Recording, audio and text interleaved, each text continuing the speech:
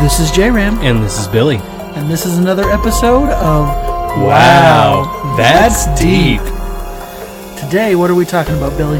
Today we're going to be talking about superstitions, where they come from, why we believe in them in some aspects, or in some respects. Like, I don't know, I don't appeal to a lot of superstitions, but I know instances of my life where I adhered to them. So would you say that you're not superstitious, just a little stitious? Yeah. See, I'm kind of the opposite. I'm very superstitious. Really? You're like my mother. My mother's very superstitious. Look, your mom and I agree on the one very big one, which is no Ouija boards in the house. Oh, God. You want one so bad, but dude, every story we read about them It's just a kid's is how toy. it summons demons. Do you know that the Ouija board named itself? Yeah, that's... They asked the board what they were supposed to call it. It said Ouija. And then when they asked it what it means, it said, good luck. It lied. No. There's a bunch of different stories about that. It could also be two words for yes, the German and the French for yes, oui, and ja.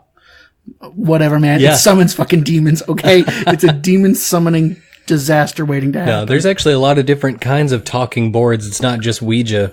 Ouija is it's just the one that got commercialized and stuff, but there was a lot of different kinds. Horror movie franchise about. Well, there was like talking boards that were like a circle and they used a pendulum to swing to different letters. And that's how the spirits talk to you and stuff like that. But it's all through the observer is what it is. It's these tiny movements in your hands. When you think you're not moving, you're actually moving. You're actually moving. Yeah. I'm telling you, no, it's demons. They've pointed to it. It's a certain type of electrical response that you're involuntarily doing. Okay, sure. Demon summoner. Mm-hmm. But we're not talking about that today. We're talking about superstitions. Which that one is pretty superstitious. People are superstitious about letting demons into your house with a Ouija board. I don't want them. Yeah, and there's superstitions concerning things like black cats, knocking on wood, the number 13. Number 13, covering the dead with coins over their eyes. Yep, that's what I'll talk about. There's a lot of different superstitions out there, and a lot of them are tied in with culture or a lot of the time religion. Mm-hmm. And it's really interesting. So we want to go ahead and pass this question off to you guys. Tell us what kind of superstitions that you've heard about or that you've adhered to in your life.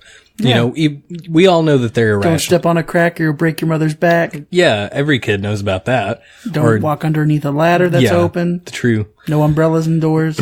Yeah, so we're going to jump into a few of these superstitions and just kind of talk about them a little bit and maybe talk about some instances where we've, avoided those situations or we've taken them as bad omens or... Yours will probably be more relatable than mine. I think mine's more historical superstitions that don't really happen today. Well, it's things that we still know about, though, today.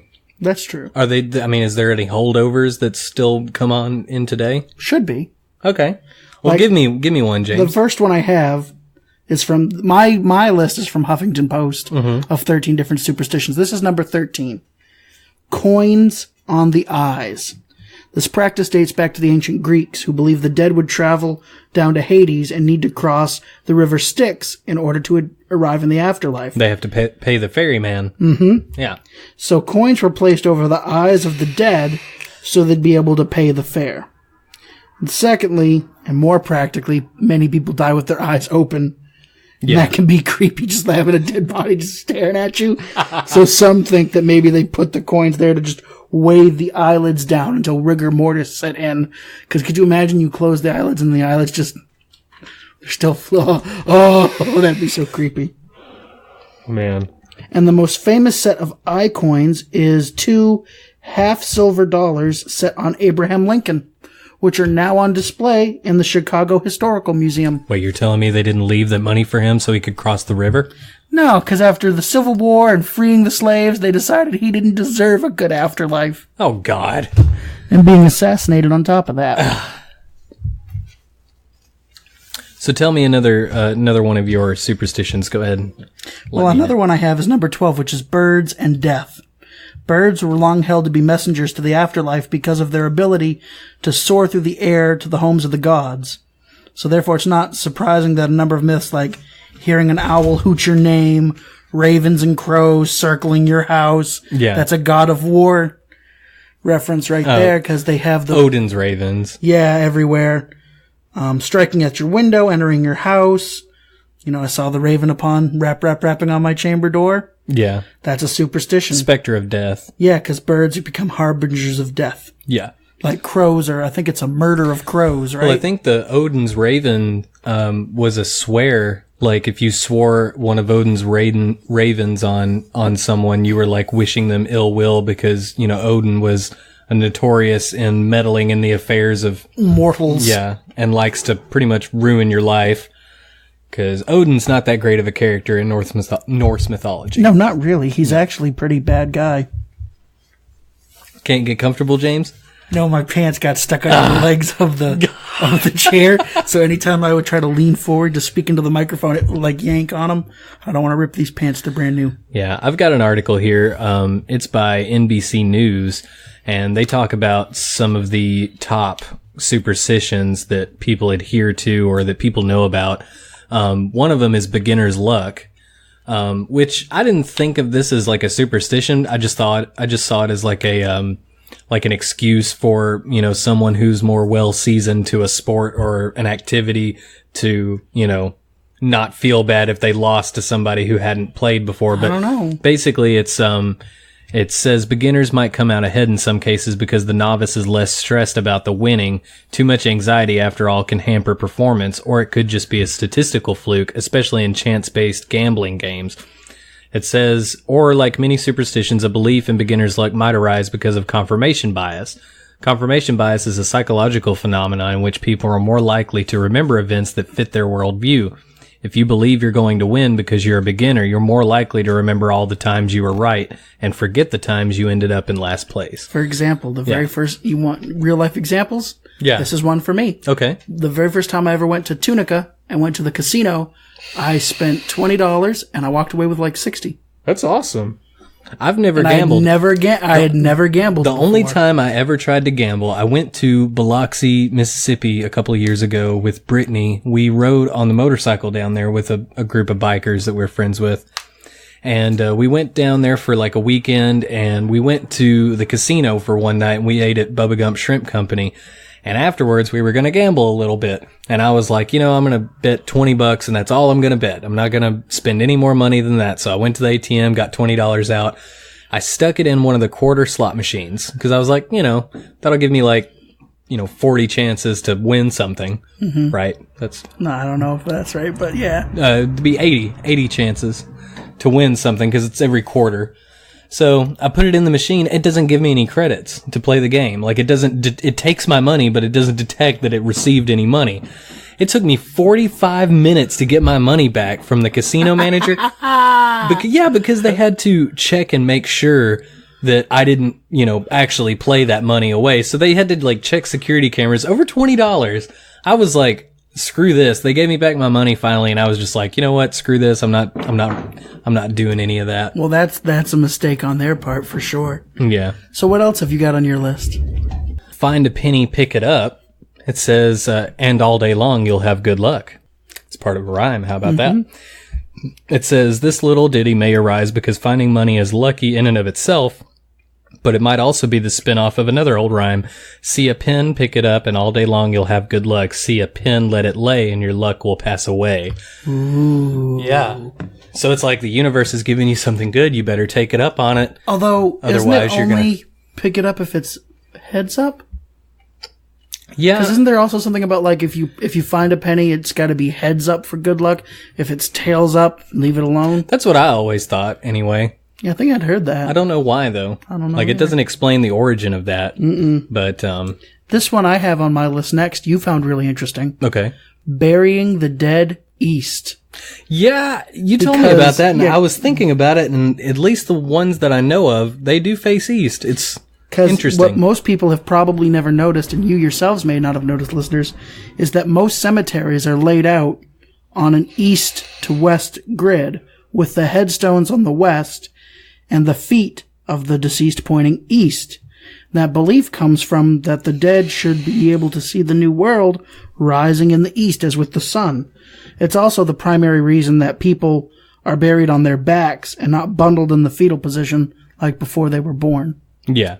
Which I was wondering about why they added that. Saving space, maybe? Well, I was thinking, well, yeah, it could save space, but also I was wondering, like, maybe before, like, Christianity and, like, you know, all the, you know, big city civilizations, like, if when people buried their dead. The body just kind of shrivels up that way naturally. Maybe. I don't know, like, the ancient Egyptians, they didn't, you know, they mummified their bodies, like, on their back with their arms crossed, kind of like we do now. Yeah, so that if you aren't Which dead, our arms sit up. Our arms aren't crossed, though. No. Not It's usually. just They're kind of down by by their our side. sides. Yeah, at least down here in the South. If anything's different anywhere else, just let us know. But I mean, I'm sure there must be some differences, but I don't.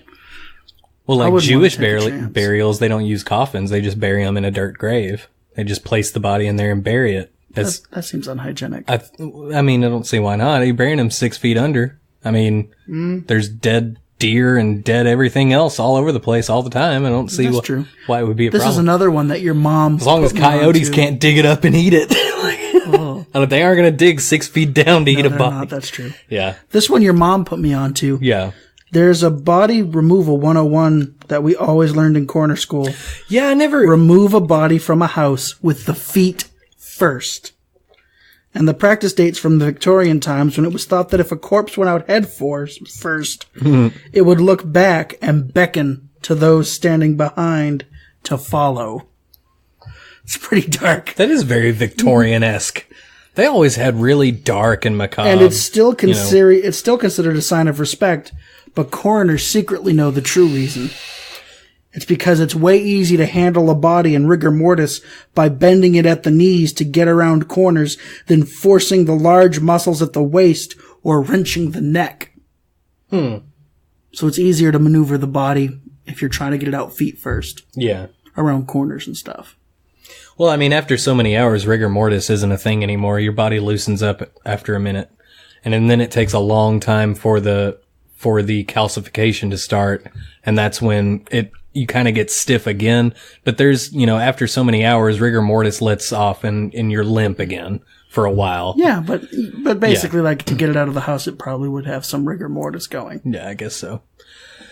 What else you got, James? Well, no, why don't you go? I did my two. Now you do too. Okay. Black cats crossing your path. Everybody knows about this superstition. And I heard before that in England it was white cats, but apparently, like, I was reading online and it says that the black cat superstition is actually widespread across Europe and also in Germany.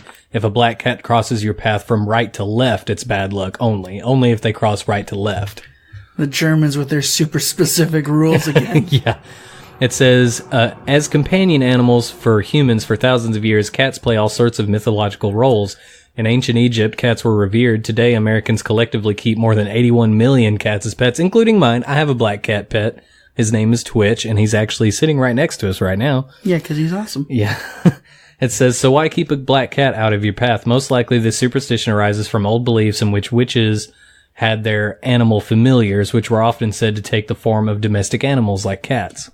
So I guess the superstition is if a black cat's crossing your path, it could be that a witch is watching you or preying on you or something like that.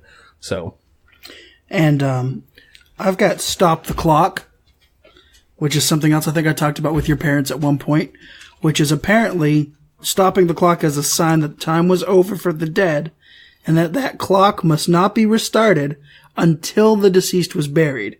And if it was the head of the household that died, then that clock would never be started again. Just throw the whole thing out. It's ruined. Yeah, well, there's a song. My grandfather's clock was too large for the shelf, so it stood 90 years on the floor. It was taller by half than the old man himself, though it weighed not a pennyweight more. It was bought on the morn of the day that he was born, and was always his treasure and pride, but it stopped short, never to go again, when the old man died. Interesting. Yeah. Did they say where that poem came from or anything like that? It's just a song they list. Huh. So if it's the head of the household that dies, that clock is just useless. You might as well get rid of it. That kind of makes me think about the Ring Around the Rosie thing. Being actually about the pox? The Black Plague is what I thought. Yeah. It's about having posies in your pockets so that you smelled not like death.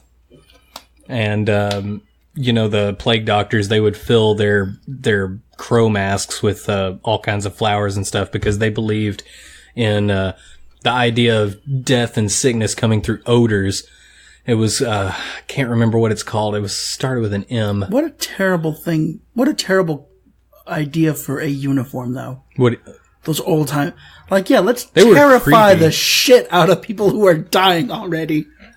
Well, I mean, in today's society, now you're surrounded by people wearing masks and hazmat suits. I mean, if you have an infectious disease, I mean, they gown up and stuff. I don't know. There's something not as creepy as, like, this giant beak nose thing. Like, well, I mean, giant black eyes coming at you. Like, that seems way creepier. I don't know. Maybe they just couldn't design that sort of stuff, and maybe. I don't know. But what you got? Yeah. A rabbit's foot will bring you good luck. And you know what? I had a rabbit's foot on a few keychains that I've had in my past. Actually, mostly on the keychains that I had for motorcycles. I had a red rabbit's foot on it. And one of them that, a cat, I believe possibly Twitch or maybe one of Anna's cats chewed up, which was weird. It's like, this rabbit's foot. Cause I mean, it's a real rabbit's foot. It's just dyed. The the fur has just dyed. You kept a molding, aging rabbit's foot. It's like dried. It's like, I don't know. That's creepy to keep a real rabbit's foot. Well, I didn't know they were real rabbit's feet. I thought they were like fake. I had an alligator's head too that was mummified or whatever. Yeah, his name was Albert. Yeah, Albert the alligator. Listeners, you might have already heard our retro review about Trick or Treat. Yet more samples here in this episode of how much like Eddie Billy truly is. I have a pet snake and a black cat. Don't get me started on the snake. The black cat's fine. I love cats. My mouse pad is a Ouija board. Man, you are trying to get us possessed. Like, you just don't care. Give me one, James. Okay, I've got pregnant women must avoid funerals. Have you ever heard about that? Well, it comes from a perceived risk that while at a funeral, a pregnant woman might become overcome with emotion, and that might cause them to miscarry or possibly, like, start the birthing process, like premature birth. Just be so overcome with the stress and the anxiety and the sadness that I wonder it if there's causes any the body. scientific basis for that. Like, I wonder if, like, they had observed that a few times and was like, you know what? Maybe pregnant people shouldn't be allowed at funerals anymore. Well, we watched that video that says, a lot of people form these superstitions from just, patterns they've noticed. Yeah. Like beginner's luck. You tend to remember all the times you won when you first played a game rather than all the times you were a beginner and lost. Yeah, true. So maybe that's just it. Maybe a lot of people... I think a lot of the superstitions come from confirmation bias, but I think a lot of it also just comes from, like, the culture that you're born in and the religions, because, as you'll see, a lot of these superstitions arise from religion, or they have some connotations of, like, an afterlife or some sort of spiritual type realm. You and I actually have the same one next. Really? Yeah. Yeah, bad luck comes in threes. Mine says celebrities die in threes. Which, I thought it was like everybody. It was like, if somebody you know dies, then that means two other people that you know are going to die in a relatively recent Well, the reason mine occurrence. says celebrities is because it points out that Ed McMahon, Farrah Fawcett, and Michael Jackson died 3 days in a row. Really? Yeah, so like Ed McMahon died, then Farrah Fawcett died, and then Michael Jackson died. Yeah. I don't know if that's the exact order, but... if it depends on what you call a celebrity. I mean, hell, there's so many celebrities out now. I mean, it's basically guaranteed that you're going to have 3 prominent celebrities die within a certain amount of time now. Because, I mean, a lot of them are getting old. A lot of them are dying. The New York Times debunked that really? It's celebrities. Yeah, because they went back 25 years in their archives, and apparently... that Ed McMahon, Farrah Fawcett, Michael Jackson, one after the other, that was the only time 3 well-known celebrities died in a 3-day group. Yeah, in 25 years. Yeah, keyword well-known, though. Like, there's all kinds of celebrities dying all the time right now. It depends on what your tier of celebrity, like, if it's like just A-list celebrities or something, maybe. But, well, I'm just saying that maybe you're right, that maybe it shouldn't be celebrities die in threes. Maybe but it's just I was always told, bad luck. I was always told that it was just, if you know somebody that dies, that means 2 other people die before the series is complete kind of thing. But the bad luck comes in threes. The NBC article says, remember confirmation bias. We just said that, a lot of the superstitions come from confirmation bias. The belief that bad luck comes in threes is a classic example. A couple of things go wrong and believers may start to look for the next bit of bad luck. A lost shoe might be forgotten one day, but seen as the third in a series of bad breaks. So, Yeah, that's clearly confirmation bias. What else do you have? Well, everybody knows about the superstitions revolving mirrors. I think a lot of people may not know that mirrors for a time was seen as a way to capture the soul or the essence of the person who looks into the mirror. That's why, Snow White's, the queen has this magic mirror. That's a thing where, she can look through the mirror and see whatever, the witch uses it. So in Snow White, does the witch say mirror, mirror on the wall or magic mirror on the wall? She says magic mirror on the wall, I believe. See, I was hoping you'd get tricked. A lot of people think that it's mirror, mirror on the wall, who's the fairest of them all. She actually does say magic mirror. It's an example of the Mandela effect. Yeah. It says, according to folklore, breaking a mirror is a surefire way to doom yourself to 7 years of bad luck. The superstition seems to arise from the belief that mirrors don't just reflect your image, they hold bits of your soul. That belief led people in the old days of the American South to cover mirrors in a house when someone died, lest their soul be trapped inside, which is something that I mentioned to my mother. It was like, don't you know, a superstition of covering mirrors with blankets and stuff?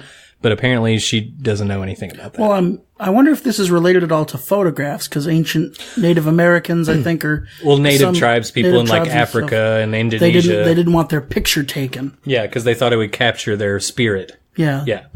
It says, like the number 3, the number 7 is often associated with luck. 7 years is a long time to be unlucky, which may be why people have come up with countermeasures to free themselves after breaking a mirror. These include touching a piece of the broken mirror to a tombstone or grinding the mirror shards into powder. So there's a little bit of you can remedy this as long as you do these random things, which brings me to the salt myth. Salt is I don't think it's on this list though. Yeah. No, but it was suggested to us by one of our listeners, Devin. Yeah. And she sent us a ton of superstitions through the inbox over here at the JRAM and Billy Show. And speaking of, if anybody ever wants to reach out to us, let us know about any topics or anything that they want to hear us talk about, you can send them to us on Facebook. Just follow us at the JRAM and Billy Show. And these are probably ones that some of you may have heard before. But Devin has sent us some when you spill salt, you're supposed to throw it over your shoulder. If a broom falls, company's coming. When your nose itches, you're going to get in a fight or kiss a fool. I've heard that one before. Never stir your pot counterclockwise while cooking. If your left hand itches, you're going to be accepting money. If your right hand itches, you're going to be giving money away.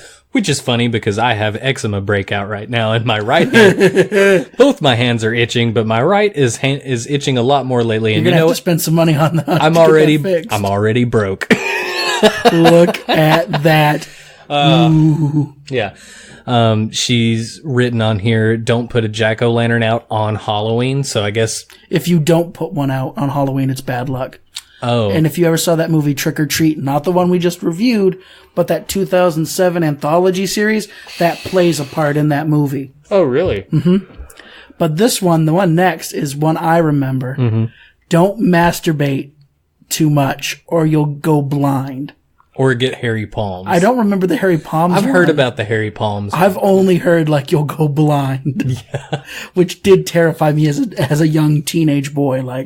I'll go blind? That worried me quite fiercely. Yeah. Fun fact, the guy who made Kellogg's, cereal. Yeah. The reason why he made those cereals, cornflakes, is because he believed that it would be something to ease your temperament, basically make you not horny and make you not masturbate, because he believed in celibacy and all this stuff, and he thought that sex was a vice. I'm almost surprised he didn't put saltpeter or something in the cereal ingredients to kill boners.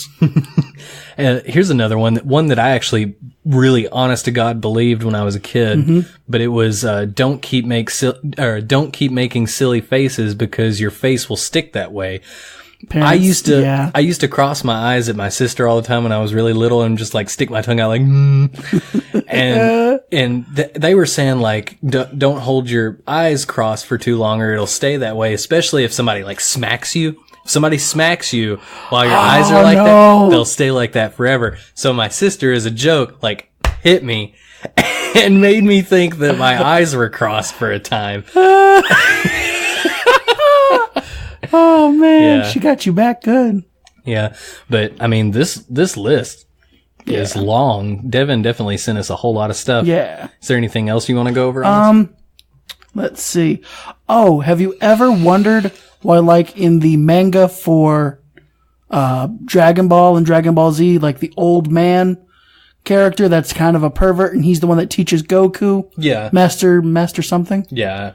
Has nosebleeds all the time whenever he sees pretty women? Yeah. That's because nosebleeds are a sign of sexual arousal. I never knew that. That's in a lot of anime. That's why, and I think it's a Japanese thing, and that superstition is why whenever there's sexual arousal, it's a massive nosebleed. Ah, okay. Yeah. Well, that makes a lot of sense now.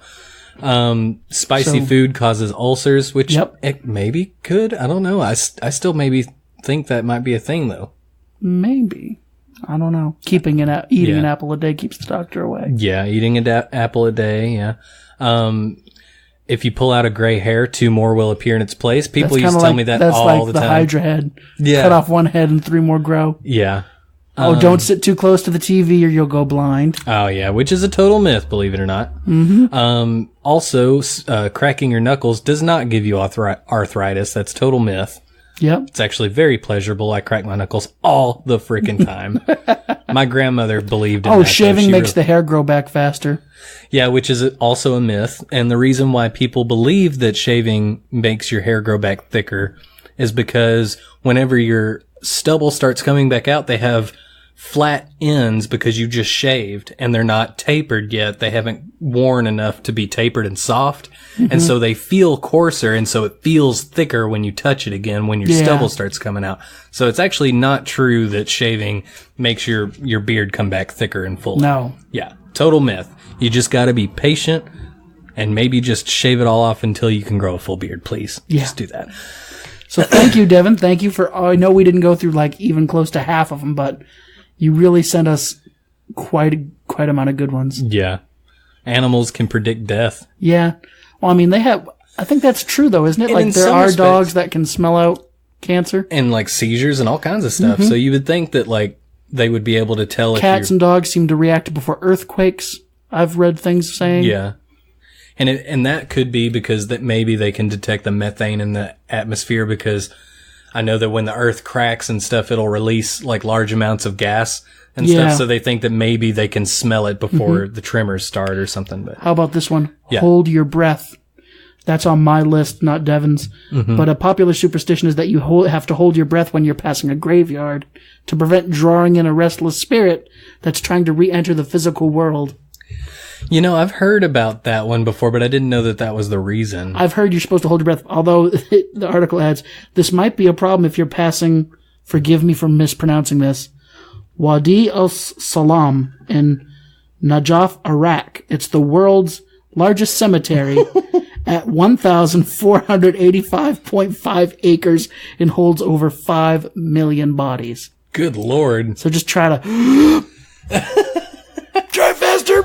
Drive faster! There's a few really big necropolises. One that I actually would like to visit. It's in California, and like the entire city surrounds this giant cemetery. Like the cemetery is like what the city is based around. So that's where the zombies will come from then. It's interesting, but the bodies, it's so numerous. I mean, the gravestones are just stacked on top of one another because they're just cram-packed like sardines in there. Did your parents or grandparents ever tell you when you were little that when you heard thunder, that was God bowling and scoring a strike? No, I heard moving furniture. No, mine was my grandmother always told me that was God bowling. Like that was a strike. The angels rolled a strike. But really the superstition surrounding thunder is that if you hear thunder during a funeral service, it's a sign that the departed's soul has been accepted into heaven. Like I said, I always just thought it was bowling. I think everybody I know has went to hell then. Wow, that's just Like, it has to be storming while the funeral service is going Like on. a movie. Like it's always raining in a movie. It's always raining during a funeral in the rain. Like, wow. God. Okay, here's one. Here's one that's really big, especially for Christians, is the number 666. That's the devil's number. Yeah. It says 3 sixes in a row give some people the chills. It's a superstition that harks back to the Bible.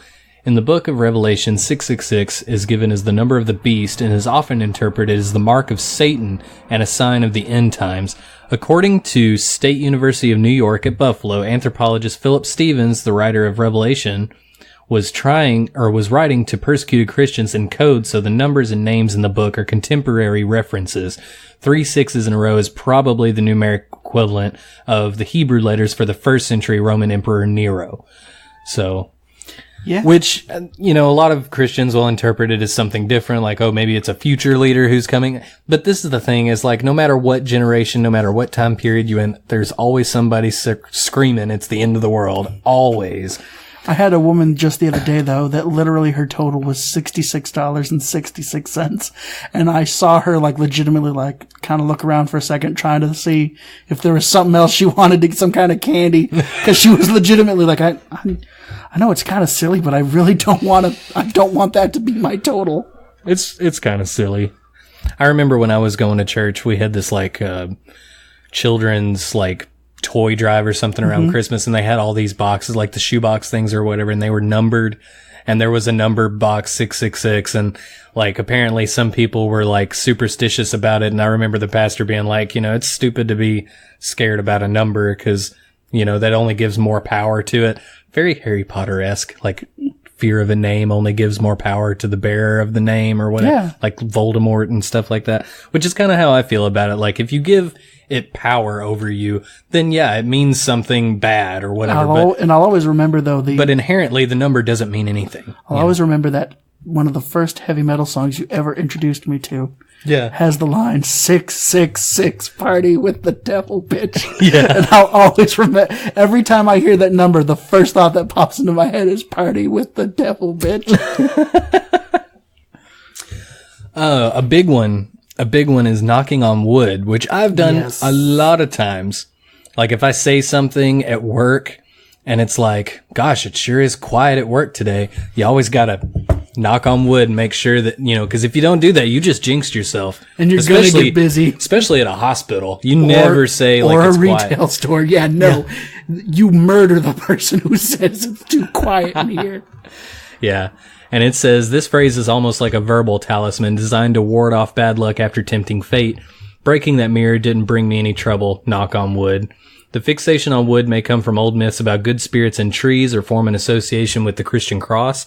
Similar phrases abound in multiple languages, suggesting that the desire not to upset a spiteful universe is very common.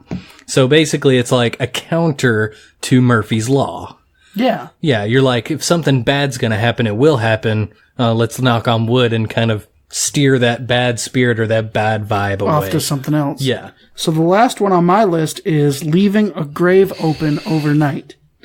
And it's actually just good practical advice that you don't want to do that, because the standard grave size is 2.5 feet wide by 8 feet long by 6 feet deep. Mm-hmm. So with a hole that big in the ground just looming in the dark, someone could fall in and kill themselves. Like, that's not a bad idea to make sure that, hey, maybe we want to make sure that we don't just put the coffin in and then, it's getting kind of late, we'll fill it up the next day. No, fill it up then and there. It'll also make it to where Mr. Brooks can hide a body underneath the coffin. That's a great movie. Is that pre-2004? Maybe. I hope so. We got to do that one. That's a great movie. I've got it on DVD. But when we read that, I told you about Mayor Adam West from Family Guy.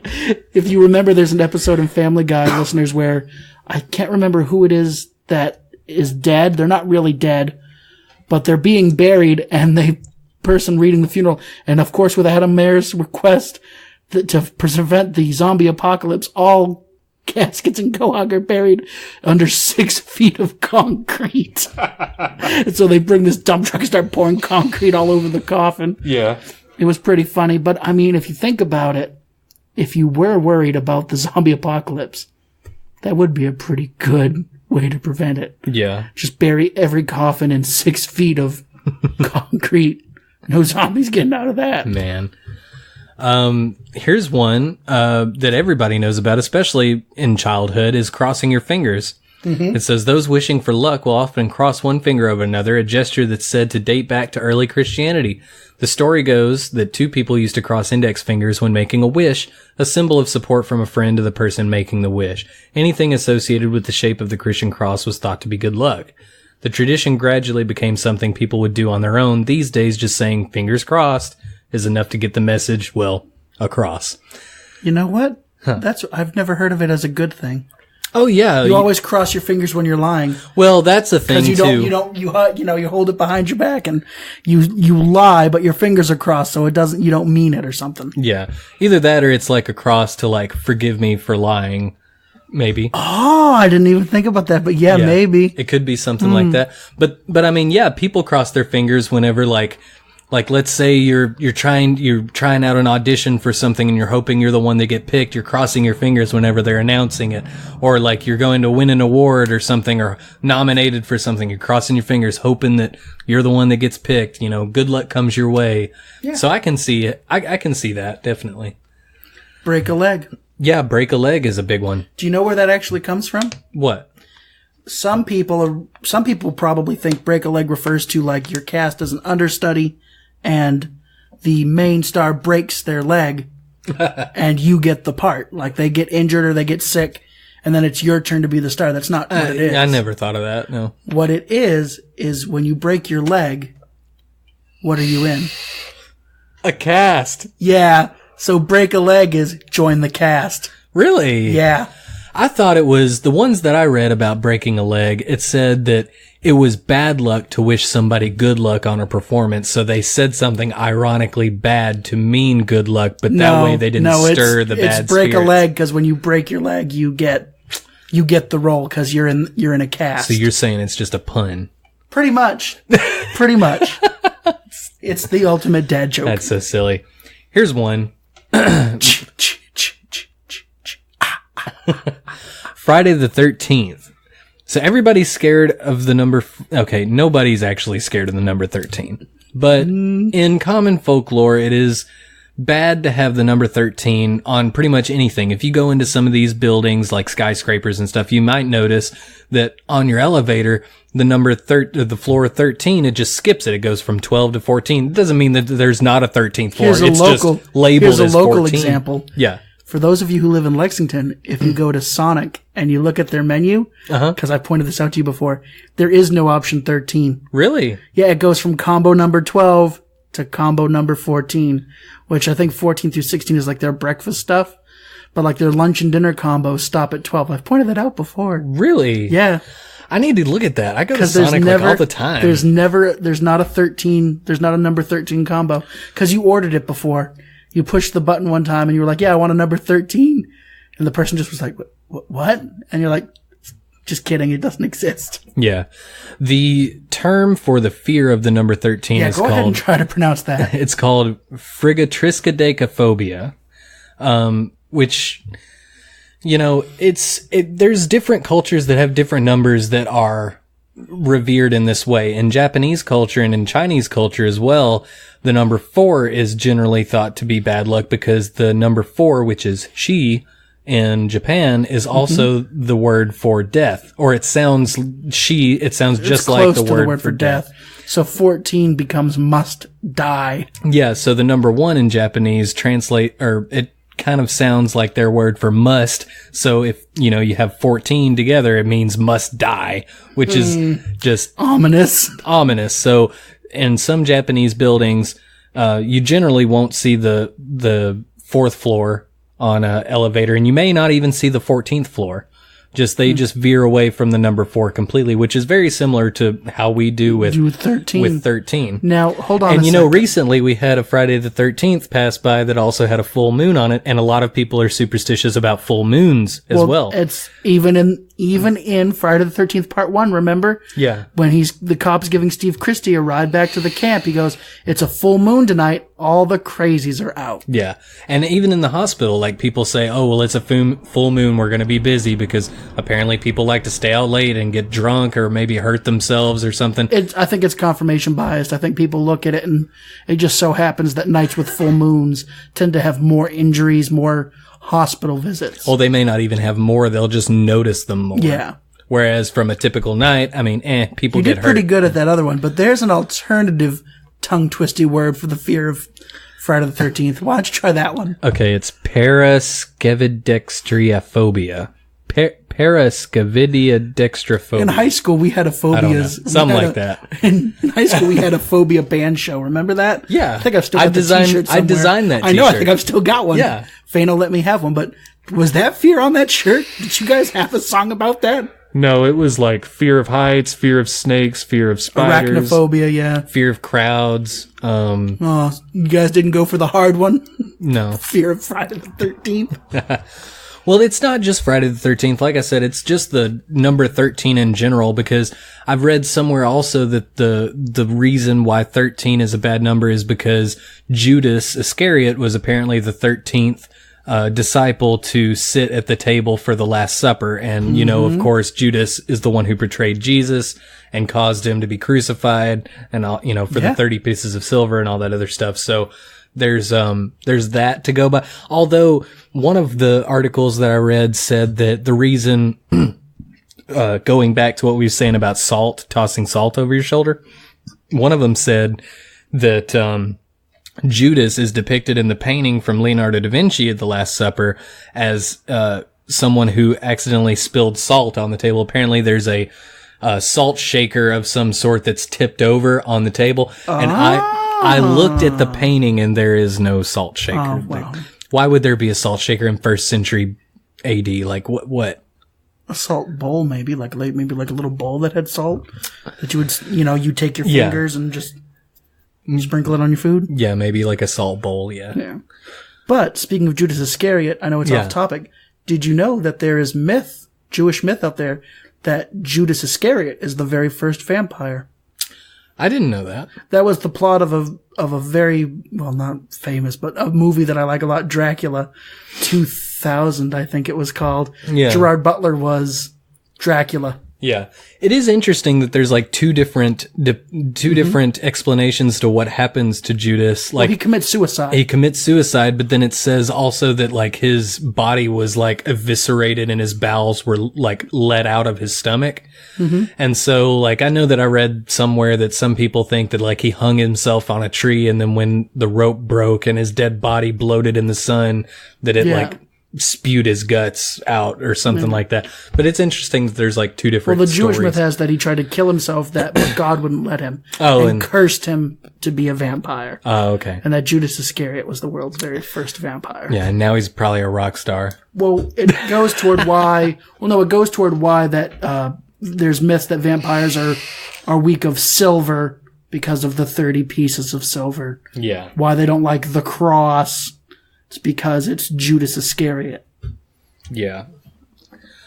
But going back to the Friday the 13th, I was just going to read a little bit of this article. It says, for a superstition, the fear of Friday the 13th seems fairly new, dating back to the late 1800s. Friday has long been considered an unlucky day. According to Christian tradition, Jesus died on a Friday. And 13 has a long history as an unlucky number.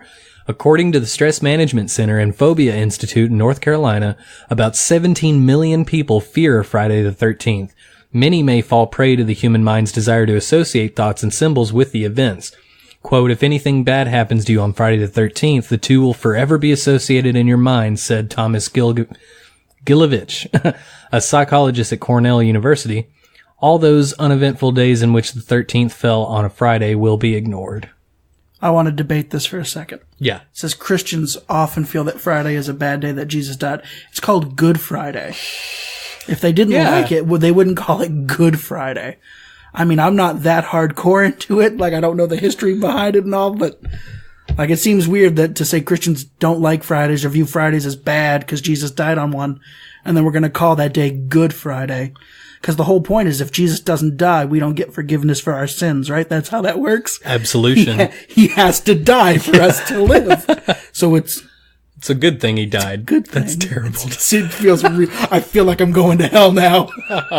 But You want me to tell you a fun fact Yes. about me? One of my silly beliefs when I was a kid? Please do. So, like, you know, of course on the calendar, the Good Friday is labeled on a calendar as Good Friday.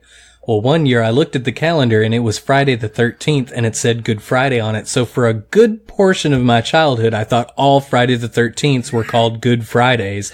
And I thought it was some sort of like, I mean, I knew that Friday the 13th was bad luck kind of thing, but I thought that maybe they labeled it a Good Friday to like counteract the bad superstition.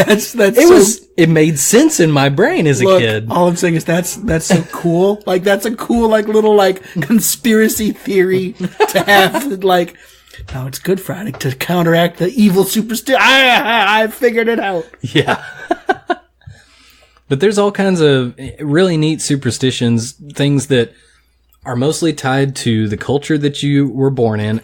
We've Or only what your really parents listed, taught you. yeah, we've only really listed stuff that's really prominent here in the States, but in a lot of other places, there's all kinds of other different superstitions. Like we talked about the number 4 in Japanese culture. Mm-hmm. Was there any other ones in other cultures that you thought of it or seen about? Really. No. But we're mostly associated with the ones that's very prevalent in the American South. Yeah. And I just wonder if in places where it's less religious, like, you know, we live in the Bible Belt. I just wonder if in places where it isn't religiously. I grew up in New Hampshire and, you know, and don't step on a crack or you'll break your mother's back. That was something kids said all the time. Really? Mm-hmm. And I wonder where that one came from.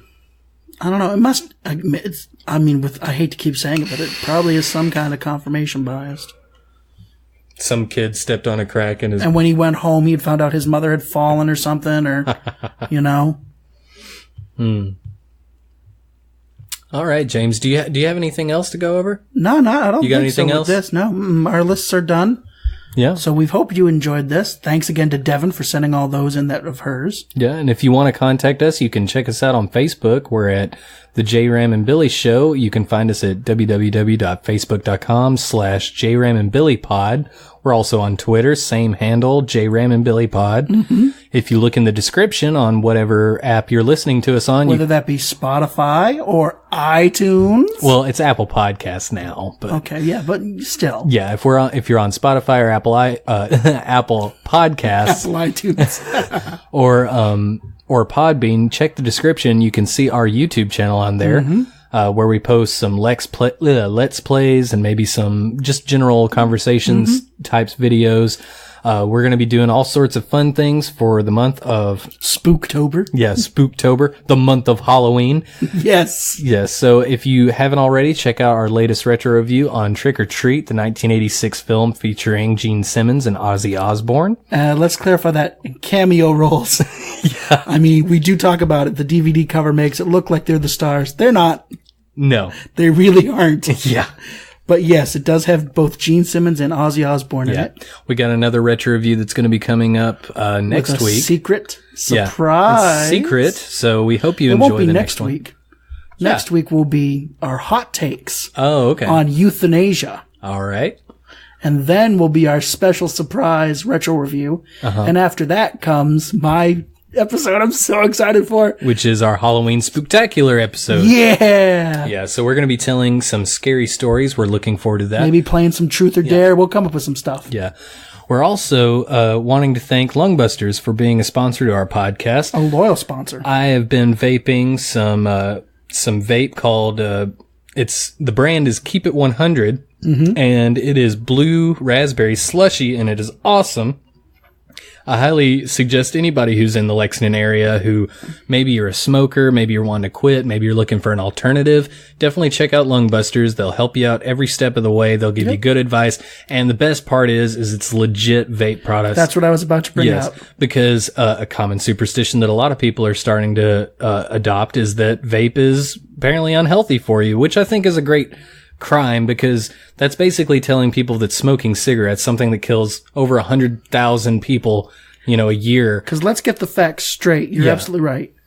It's the illegal black market ordered off the internet vapes that are hurting people. Exactly. Not legitimate vapes from legitimate stores that are licensed to sell these items. Exactly. So if you want to get some legit vape products, some good quality alternatives to smoking cigarettes. And just meet some really cool guys. Yeah. Yeah. Go check out Lungbusters of Lexington. And with that, This is JRAM. and this is Billy. Have a good night.